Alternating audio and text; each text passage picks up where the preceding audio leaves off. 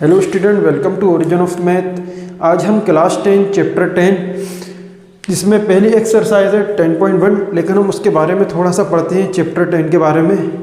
Chapter का नाम है वृत्त, जिसे इंग्लिश में कहते हैं सर्कल। अब जो सर्कल जो है वो बहुत से असीम बिंदुओं से मिलकर बना होता है। मतलब ये दिख रहा है, ये सर्कल बना हुआ है, ये दो सर्कल बनाए हुए हैं मैंने ऑलरेडी, लेकिन ये असीम बिंदुओं से, मतलब एक बिंदु है उससे मिलकर ऐसे करके आपस में बिंदुएं चिपक जाती हैं, इनसे मिलकर बना होता है एक वृत्त। एक बिंदु है बिल्कुल पास पास बन रहे हैं, बिल्कुल इनसे असीम बिंदुओं से मिलकर एक वृत्त बना होता है। इतना याद रखना है कि असीम बिंदुओं से मिलकर वृत्त बना होता है। और वृत्त में अब ये इसमें से कुछ कुछ मेन चीज़ें हैं वो हम समझने की ज़रूरत है।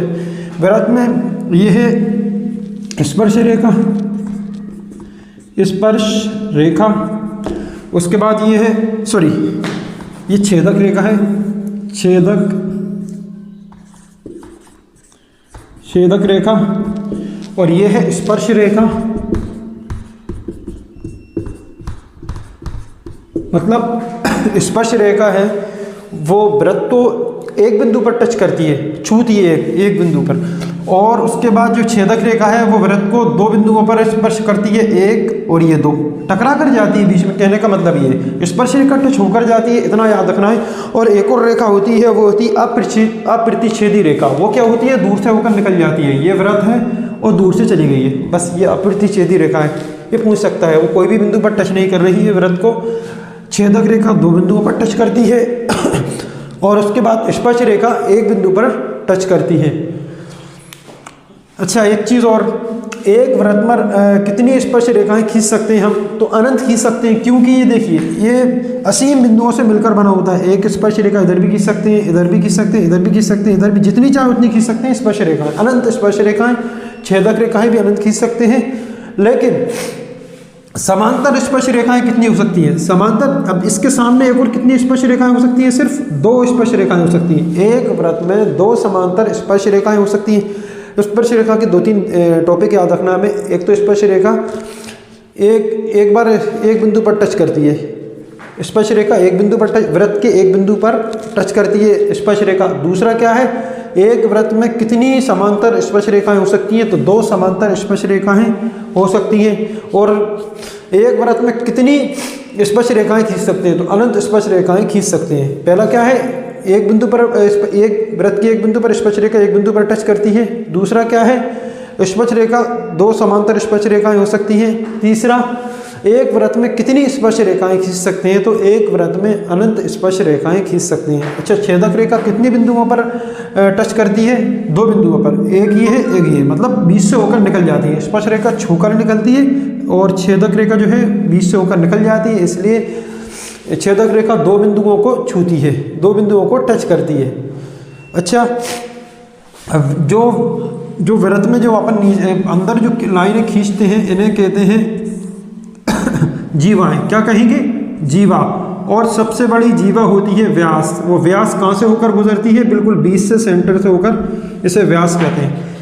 वृत्त के अंदर खींची गई रेखाएं क्या होती हैं? जीवा होती हैं। और सबसे बड़ी जीवा क्या होती है? व्यास होती है। वो केंद्र से होकर गुजरती है। और व्यास की आदि क्या होती है? त्रिज्या। अब इसके कुछ क्वेश्चन हैं वो करते हैं हम। तो पहला क्वेश्चन है,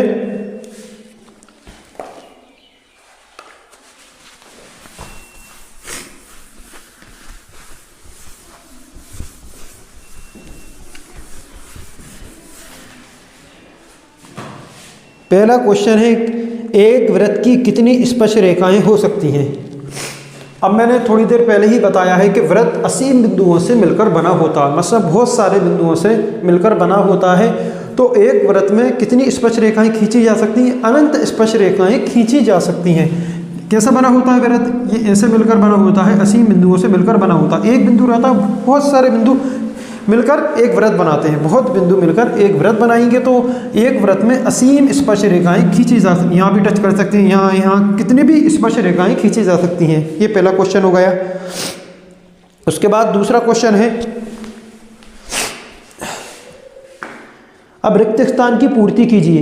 हम रिक्त स्थान की पूर्ति करेंगे। क्वेश्चन नंबर 2, किसी वृत्त की स्पर्श रेखा उसे निम्न खालिस्तान बिंदुओं पर प्रतिच्छेद करती है। वृत्त की स्पर्श रेखा उसे खालिस्तान बिंदु पर प्रतिच्छेद करती है। ये वृत्त बना हुआ है, वृत्त बन गया। अब स्पर्श रेखा कितने बिंदु पर प्रतिच्छेद करती है, मतलब टच करती है, तो हम क्या कहेंगे, सिर्फ एक बिंदु पर। कितने बिंदु पर प्रतिच्छेद करती है, एक बिंदु पर। और छेदक कितने पर करती है, दो, बता चुका हूँ पहले ही मैं। दूसरा खालिस्तान है, वृत्त की दो बिंदुओं पर प्रतिच्छेद करने वाली रेखा को क्या कहते हैं, वृत्त को दो बिंदुओं पर प्रतिच्छेद करने वाली रेखा को क्या कहते हैं। अब एक बिंदु पर तो छेदक करती, सॉरी, स्पर्श करती है, स्पर्श रेखा होती है एक बिंदु पर, और दो बिंदुओं पर कौन करती है, छेदक। वृत्त को दो बिंदुओं पर प्रतिच्छेद करने वाली रेखा को क्या कहते हैं, छेदक कहते हैं। चलिए, तीसरा खालिस्तान है, एक वृत्त की खालिस्तान समांतर स्पर्श रेखाएं हो सकती हैं। अब मैंने थोड़ी देर पहले ही बताया है, समांतर बोला है, वृत्त की, एक वृत्त की खालिस्तान समांतर स्पर्श रेखाएं हो सकती हैं। समांतर आमने सामने जो बनाते हैं, ये वृत्त बनाया है मैंने। अब इसमें एक तो ये हो गई स्पर्श रेखा, इसके सामने कितनी, ये दूसरी हो गई है। मतलब क्या कहने का मतलब ये है, एक वृत्त में दो समांतर स्पर्श रेखाएं हो सकती हैं। अगर आप चाहें तो ऐसा भी खींच सकते हैं, तभी भी दो होंगी, इधर भी खींच सकते हैं, तब भी कितनी होंगी, दो। कहने का मतलब ये, एक वृत्त में दो समांतर स्पर्श रेखाएं हो सकती हैं। अगला क्वेश्चन है, वृत्त तथा उसकी स्पर्श रेखा के उभयनिष्ठ बिंदु को क्या कहते हैं। ये वृत्त है, ये स्पर्श रेखा पर टच किया है, वृत्त तथा क्या है क्वेश्चन, वृत्त तथा उसकी स्पर्श रेखा के उभयनिष्ठ बिंदु को, ये बिंदु जो है उसे कहते हैं उभयनिष्ठ बिंदु, सॉरी स्पर्श बिंदु कहेंगे। क्या कहेंगे, स्पर्श, जो स्पर्श किया है, जो टच किया है, उसे कहेंगे स्पर्श बिंदु। चलिए, खालिस्तान भी हो गई पूरी। चलिए, क्वेश्चन नंबर 3 है, सही विकल्प है, लेकिन उसे सोल्व करके बताना पड़ेगा कैसे आता है आंसर। 5 सेंटीमीटर वाले एक वृत्त के बिंदु P पर स्पर्श रेखा पी क्यू केंद्र O से जाने वाली रेखा से Q पर इस प्रकार मिलती है कि OQ बराबर 12 सेंटीमीटर PQ की लंबाई है। तो मतलब हमें OQ बराबर 12 दिया है, PQ की लंबाई बताना है हमें। तो सबसे पहले नोट क्या करना है, 5 सेंटीमीटर त्रिज्या वाले। अब उसमें त्रिज्या कितनी होना चाहिए, 5 सेंटीमीटर। यहाँ से हम बना लेते हैं 5 सेंटीमीटर त्रिज्या। 5 सेंटीमीटर त्रिज्या लिख ली है मैंने। अब धीरे धीरे समझते हैं इस चीज़ को। एक वृत्त 5 सेंटीमीटर वृत्त बनाया, 5 सेंटीमीटर त्रिज्या वाला। अब एक वृत्त के केंद्र, एक वृत्त के बिंदु P पर स्पर्श रेखा। अब ये बिंदु P पर एक स्पर्श रेखा खींचते हैं हम, यहीं से मिला लेते हैं। बिंदु P पर स्पर्श रेखा खींच दी है मैंने, बिल्कुल जितना वो कह रहा है उतना करते जाते हैं हम। स्पर्श रेखा PQ, अब ये P लिखा है, स्पर्श रेखा का पूरा नाम क्या है, P और Q। ये मतलब P से लेकर Q तक स्पर्श रेखा हो चुकी है हमारी।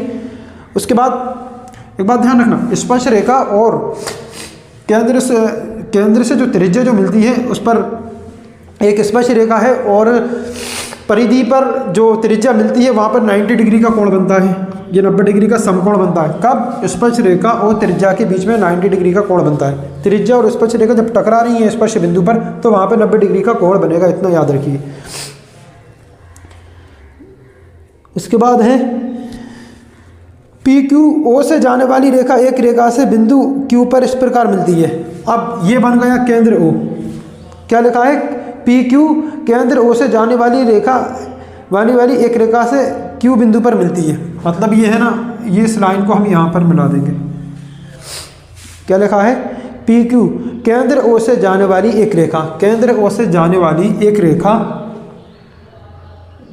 Q से मिल जाएगी। ठीक है, Q से मिल गई है। अब इसके मान दिए, किस किस के मान दिए हमें, OQ बराबर 12 सेंटीमीटर। OQ, O से लेकर Q तक बराबर कितना है, 12 सेंटीमीटर है।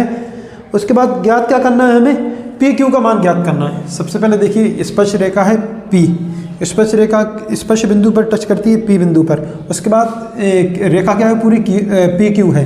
अब केंद्र O से एक रेखा किस पर मिलती है, Q पर। उसका मान कितना है, OQ का मान कितना है, 12। अब हमें निकालना है अगली भुजा का मान, मतलब PQ का मान। ये बन रहा है समकोण त्रिभुज।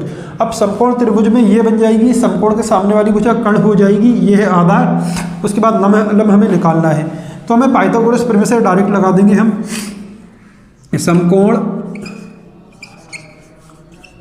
समकोण त्रिभुज अब पी पर बन रहा है तो इसको बीच में लिखते हैं ओ पी क्यू में पाइथागोरस प्रमेय से,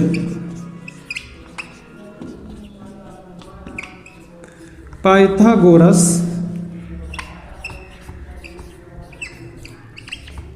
प्रमेय से। पाइथागोरस प्रमेय हम चैप्टर 8 में त्रिकोणमितीय के परिचय में पढ़ चुके हैं हम कि समकोण के सामने वाली भुजा होती है कर्ण और थीटा के सामने वाली भुजा होती है लंब और बचता जो है वो क्या होता है, आधार बचता है। तो हम निकाल देंगे पाइथागोरस प्रमेय क्या होगी, कर्ण का स्क्वायर बराबर लंब का स्क्वायर प्लस आधार का स्क्वायर। आधार को मैंने शॉर्ट में लिख दिया है। कर्ण का मान कितना है 12 बराबर लंब। अब लंब इनमें से कौन सा है, ये है आधार, ये इधर वाला हो गया लंब। लंब क्या है पी क्यू, इसे तो हम निकाल नहीं, इसमें स्क्वायर में लिख दिया है। आधार, आधार का मान कितना है 5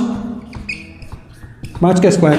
12 का वर्ग करना है कितना होगा 144 और पी क्यू का वर्ग, पी क्यू का स्क्वायर ही लिखा रहने देंगे हम इसे, और प्लस 5 का वर्ग 25 को इधर अंदर ले आएंगे।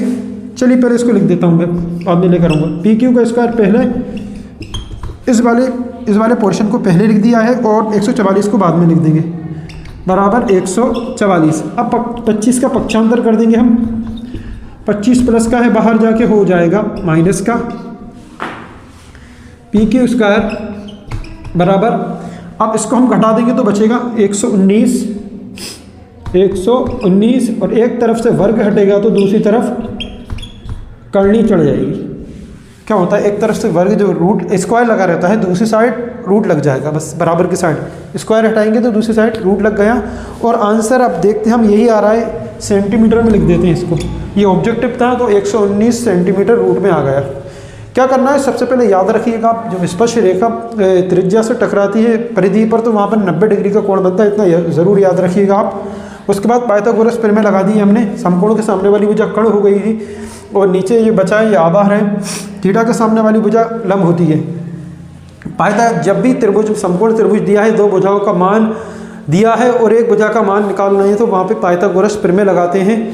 तो ये क्वेश्चन नंबर 3 कंप्लीट हो गया है।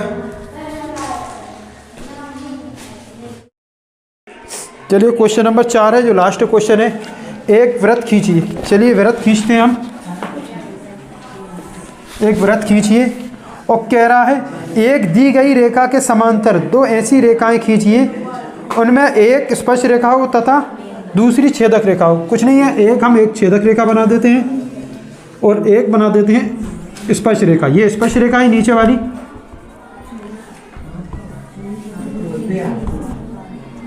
ये स्पर्श रेखा हुई है, ये छेदक रेखा। दोनों रेखाएं एक दूसरे के क्या है, समांतर है। इतना ही क्वेश्चन पूछा है बस। क्या है, दो रेखाएं खींचिए, उनमें से एक रेखा स्पर्श रेखा हो, दूसरी क्या हो, छेदक रेखा हो। बस इतना सा ही क्वेश्चन हमें मालूम होना चाहिए। बस हमें कॉन्सेप्ट चेक करने के लिए क्वेश्चन पूछा है। 1 नंबर में आ सकता है ये। क्या है, दो रेखाएं खींचना है और दोनों एक दूसरे के क्या हो, समांतर हो। ऐसा नहीं आपने स्पर्श यहाँ कह दिए छेदक इधर, ऐसा नहीं। या तो फिर अगर आपने स्पर्श यहाँ खींचा है तो छेदक अंदर खींचिए, क्योंकि दोनों एक दूसरे के क्या होने चाहिए, समांतर होने चाहिए, मतलब आमने सामने होना चाहिए। तो ये 10.1 कंप्लीट हो चुकी है आज हमारी, जिसमें से आपने स्पर्श रेखा और छेदक रेखा पर ज़्यादा आपने कॉन्सेंट्रेट किया है।